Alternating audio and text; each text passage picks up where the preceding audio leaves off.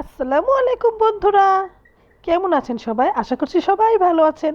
আজ আমি দারুণ মজার একটি চাইনিজ স্টাইলে খাবারের রেসিপি নিয়ে আপনাদের সামনে হাজির হচ্ছি। আর সেই রেসিপিটি কী দিয়ে করব জানেন? কাঁচা কাঁঠাল দিয়ে। এই যে দেখেন ছোট একটি কাঁচা কাঁঠাল, এই কাঁঠালটা কিন্তু আমরা আমাদের গ্রাম থেকে নিয়ে এসেছি। কাঁঠালটা মাত্র বেশি দিন হয়নি, হয়েছে। কাঁঠালটা অনেক বড় হতো, তাই আমি ছোট থাকা অবস্থায় কাঁঠালটা নিয়ে এসেছি। কাঁঠালটা কিন্তু এখনও একদমই বাড়তি হয়নি, একদমই আবাত্তি। আর কাঁঠাল একদম সহজভাবে কিভাবে কাটতে হয় সেই ট্রিক্স আর টিপস আপনাদের সাথে শেয়ার করছি। আর অনেকেই কাঁঠাল কাটার সময় হাতে একদম আঠালো হয়ে যায়, কাঁঠালের যে একটা আঠা থাকে সেই আঠাটা হাতে ভরে যায়। তাই কাঁঠাল কাটার আগে আপনারা জাস্ট এইরকম উপরে খোসা সহ এইভাবে পিস পিস করে কেটে নেবেন, তবে কিন্তু হাতে আঠা ভরবে না। এভাবে পিস পিস করে কেটে নিয়ে তারপরে কাঁঠালটাকে হালকা একটু চুলায় সেদ্ধ করে নেবেন। সেদ্ধ করে নেওয়ার পরে তারপরে কেটে নেবেন, দেখবেন যে একদমই আপনাদের হাতে আঠাও ভরছে না আর একদম কাটতে সহজ হয়ে যাবে। কাঁঠালের বীজটা কিন্তু একদমই কুচি, এই যে হাত দিয়ে চিপ দিয়েছি আর একদমই খুব সুন্দরভাবে গলে গেল। আর কাঁঠালের সাথে আমি নিয়ে নিয়েছি চিংড়ি মাছ ও মুরগির মাংস, সেটা আমি পরে দেখাচ্ছি। আগে আমি কাঁঠালগুলো সিদ্ধ করতে বসিয়ে দিচ্ছি। চুলা একটি প্যান বসিয়ে দিলাম আর প্যানের উপরে একে একে কাঁঠালগুলো সব একসাথে দিয়ে তারপর সামান্য একটু হলুদের গুঁড়া দিয়ে কাঁঠালটাকে জাস্ট 2-3টা বলক উঠিয়ে নিব। যখন দেব কাঁঠালটা হালকা সেদ্ধ হয়ে গিয়েছে তখন চুলা থেকে কাঁঠালগুলো নামিয়ে নিব। আর কাঁঠালটা সেদ্ধ করার সময় সামান্য একটু হলুদ দেওয়ার চেষ্টা করবেন, আর হলুদ দিলে কাঁঠালটা খুব সুন্দর একটা কালার আসবে আর কাঁঠালটা একদমই কালো হবে না। এই যে আমার কাঁঠালটা কিন্তু প্রায় সিদ্ধ হয়ে এসেছে, বলক উঠে গিয়েছে। আর একটু চুলায় জাল করে কাঁঠালটাকে চুলা থেকে নামিয়ে নেব। আর এই যে কাঁঠালটা একটু নাড়াচাড়া করে উল্টে পাল্টে দিচ্ছি, উপরেরটা নিচে দিয়ে দিচ্ছি আর নিচেরটা উপরে দিয়ে দিচ্ছি। এভাবে কিছুক্ষণ জাল করে এই যে আমার কাঁঠালটা কিন্তু সেদ্ধ হয়ে গিয়েছে আর কালারটাও কিন্তু দেখেন খুব সুন্দরভাবে চেঞ্জ হয়ে গিয়েছে। নিচেরগুলো কিন্তু সিদ্ধ হয়ে গিয়েছে খুব ভালোভাবে, আর উপরেরগুলো একটু কম সিদ্ধ হয়েছে, তাই নিচেরগুলো আমি আগে উঠিয়ে নিচ্ছি আর উপরেরগুলো একটু পরে উঠিয়ে নিচ্ছি। ছোট সাইজের একটি কাঁঠাল পুরোই আমি সিদ্ধ করে নিয়েছি।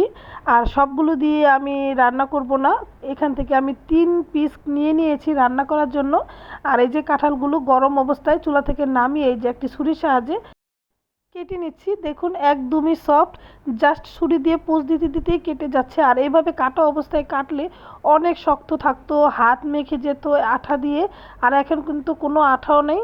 খুব সুন্দরভাবে কাঁঠালের খোসাটা ছাড়িয়ে নিয়েছি। এবার কাঁঠালের মাঝখানের যে অংশটা আছে সেটা কিন্তু খাওয়া যাবে না, সেটা ফেলে দিচ্ছি। ফেলে দিয়ে এবার ছোট ছোট টুকরো টুকরো করে কেটে নিচ্ছি। আপনারা আপনাদের ইচ্ছে মতো কেটে নেবেন। আমি যেহেতু এই কাঁঠালটা দিয়ে একটি চাইনিজ খাবার তৈরি করব, তাই একটু লম্বা লম্বা ছোট ছোট টুকরো টুকরো করে কেটে নিচ্ছি। এর সাথে আমি আরও ব্যবহার করব মুরগির মাংস আর হলো চিংড়ি মাছ।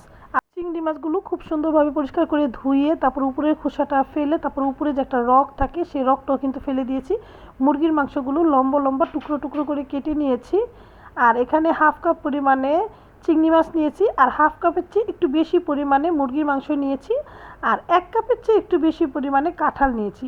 আর এখানে এই যে কাঁঠাল, মুরগির মাংস আর চিংড়ি মাছটা সব রেডি করে নিয়েছি রান্না করার জন্য। এবার চিংড়ি মাছ ও মুরগির উপরে কিছু মশলা মাখিয়ে নেব। দিয়ে দিলাম সামান্য পরিমাণে লবণ, একটু আদা রসুন বাটা আর সামান্য একটু গোলমরিচের গুঁড়া দিয়ে চিংড়ি মাছ ও মুরগির মাংসটাকে মাখিয়ে নিলাম। এবার চুলায় একটি প্যান বসিয়ে দিলাম আর এর উপরে তেল দিয়ে দিলাম 3 টেবিল চামচ পরিমাণে। তেলটা যখন একটু গরম হয়ে গিয়েছে তখন এর উপরে একে একে চিংড়ি মাছগুলো দিয়ে দিচ্ছি ভেজে নেওয়ার জন্য। তবে চিংড়ি মাছগুলো কিন্তু খুব বেশি সময় ভাজা যাবে না, তবে শক্ত হয়ে যাবে। যখন চিংড়ি মাছটা হালকা আর খুব সুন্দর একটা ঘ্রাণ বেরোবে তখন চিংড়ি মাছগুলো চুলা থেকে নামিয়ে নেবে। এই যে আমার চিংড়ি মাছগুলো কিন্তু ভাজা হয়ে গিয়েছে আর এই যে দেখুন খুব সুন্দর হয়েছে। আর এই তেলের উপরে দিয়ে দিব মাংসগুলো সেম একইভাবে তেলের উপরে মাংসগুলোকেও ভেজে নেব। মুরগির মাংসগুলো ভেজে নেওয়ার সময় এর উপরে সামান্য পরিমাণে ভিনেগার দিয়ে দিলাম, এতে মাংসটা খুব দ্রুত সিদ্ধ হবে আর অনেকটাই সফট থাকবে। মুরগির মাংসটা কিন্তু খুব সুন্দরভাবে ভাজা হয়ে গিয়েছে, এবার চুলা থেকে নামিয়ে নিচ্ছি। আর সেই তেলের উপরে আবার যে কাঁঠালগুলো ছোট ছোট টুকরো করে রেখেছিলাম কাঁঠালগুলোও ভেজে নিলাম। সবগুলো ভেজে উঠিয়ে নিয়েছে। এবার চুলায় আবার একটি প্যান বসিয়ে দিলাম আর সেই প্যানের উপরে একদম ভরা ভরা 2 চা চামচের চেয়ে একটু বেশি পরিমাণে ঘি দিয়ে দিলাম। আর ঘি দিয়ে এই খাবারটা রান্না করলে খেতে এতটা টেস্ট হয়। এই যে ঘিটা যখন একটু গরম হয়ে গিয়েছে তখন এর উপরে দিয়ে দিলাম বড় সাইজের 2 কোয়া রসুন কুচি। আর রসুন কুচিটা একটু ব্রাউন করে ভেজে এবার এর উপরে দিয়ে দিলাম টমেটোর সস। টমেটোর সসটা আমার কাছে খুব বেশি পরিমাণে ছিল না, তাই টমেটো সসের বোতলটার ভিতরে একটু পানি দিয়ে ধুয়ে তারপর দিয়ে দিয়েছি সয়া সস। আর সয়া সস দেওয়ার পরে ভেজে রাখা চিংড়ি মাছ ও মুরগির মাংস দিয়ে আবার একটু সময় নাড়াচাড়া করে এর উপরে দিয়ে দিয়েছি হাফ চা চামচ পরিমাণে লাল মরিচের গুঁড়া। আর লাল মরিচের গুঁড়াটা দিলে কালারটাও সুন্দর আসে আর খেতেও একটু ঝাল ঝাল লাগে, খুবই ভালো লাগে। এবার দিয়ে দিলাম ভেজে রাখা কাঁঠালগুলো দিয়ে সব মশলার সাথে চিংড়ি মাছের সাথে আর মুরগির মাংসের সাথে খুব সুন্দরভাবে নাড়াচাড়া করে মিশিয়ে নিলাম। এবার 1 কাপ পরিমাণে পানি দিয়ে দিচ্ছি রান্না হওয়ার জন্য। আর এই পানিটা দেওয়ার কারণে চুলায় অনেকটা সময় জাল পাবে আর খুব সুন্দরভাবে মশলাগুলো এর ভিতরে ঢুকে যাবে।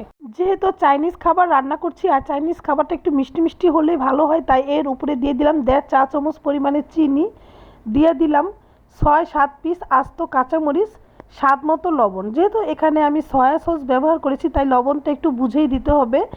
আর এবার দিয়ে দিব কর্নফ্লাওয়ার গুলে 2 চা চামচ কর্নফ্লাওয়ার একটু পানিতে গুলে তারপরে এর উপরে দিয়ে দিব। আর কর্নফ্লাওয়ারটা দেওয়ার সাথে সাথেই কিন্তু খুব ভালো মতো নাড়াচাড়া করে নিতে হবে। আর নাড়াচাড়া করতে করতে অনেকটাই ঘন হয়ে যাবে। তারপরে কিছু সময় রান্না করে এর উপরে দিয়ে দিলাম সামান্য পরিমাণে গোলমরিচের গুঁড়া। কাঁঠাল, চিংড়ি মাছ, মুরগির মাংস দিয়ে দারুণ মজার একটি চাইনিজ খাবার রান্না হয়ে গিয়েছে। আর এটা খেতে কিন্তু দারুণ হয়েছিল আর কালারটা দেখেই বুঝতে পারছেন এটা কতটা মজা হয়েছে। আর নামানোর ঠিক আগ মুহূর্তে এর উপরে সামান্য পরিমাণে চিনি ফ্লেক্স দিয়ে চুলা থেকে নামিয়ে নিলাম। আর এই যে হাত দিয়ে একটু দেখিয়ে দিচ্ছি মাংসটা কিন্তু সিদ্ধ হয়ে একদম সফট হয়ে গিয়েছে আর দারুণ মজা হয়েছে।